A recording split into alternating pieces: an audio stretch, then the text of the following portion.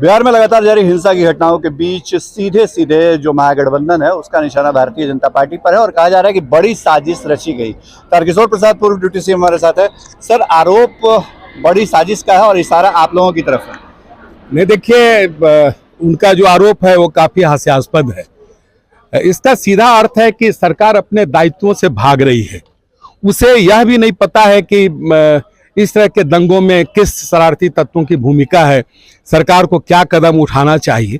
सिर्फ भारतीय जनता पार्टी पर दोषारोपण कर देना ये बहुत साफ तौर पर है कि माननीय मुख्यमंत्री जी या उनकी जो पूरी सरकार है वो बिल्कुल असंवेदनशील है। सरकार को सख्ती दिखानी चाहिए था। माननीय मुख्यमंत्री जी को समीक्षा बैठक प्रारंभिक दौर में ही करना चाहिए था, जिससे कि कल नालंदा में जो एक किशोर की हत्या हुई उस हत्या को रोका जा सकता है।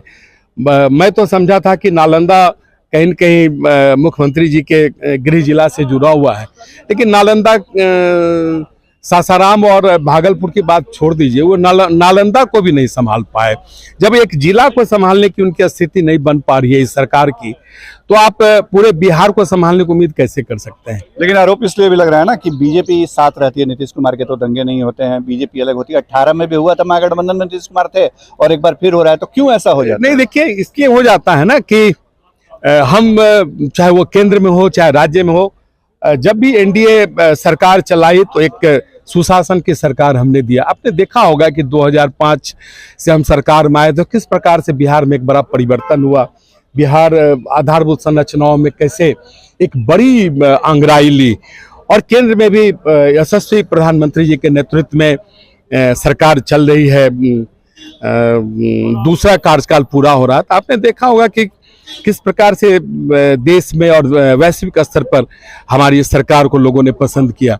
तो देखिए, सरकार जब दिशाहीन हो जाती है, सरकार के जो मुखिया हैं वो अपने राजनीतिक महत्वाकांक्षा में कई चीजों को अपने दायित्वों का निर्वहन नहीं कर पाते हैं, तो इस तरह की स्थिति निश्चित तौर पर बनेगी और उनको इन सब चीजों को देखना पड़ेगा। वो सरकार के मुखिया हैं, उनको लंबा एक अनुभव भी है सरकार चलाने का। आखिर जो समीक्षा बैठक जो कल हुई, ये दो दिन पहले क्यों नहीं हुई, ये तो सरकार को जवाब देना पड़ेगा। आखिर सरकार क्या कर रही थी 2-3 दिनों तक? सरकार क्यों नहीं रोकने की कार्रवाई की? क्यों नहीं पैरामिलिट्री फोर्स का डिप्लॉयमेंट किया? पूर्व डिप्टी सीएम तारकिशोर प्रसाद यादव सरकार पर सवाल उठाते हुए और ये सवाल भी पूछ रहे हैं कि 3 दिनों के बाद आखिर एक्ट क्यों किया नीतीश कुमार ने, जबकि पहले ही कदम उठाए जा सकते थे। शशिभूषण, आज तक, पटना।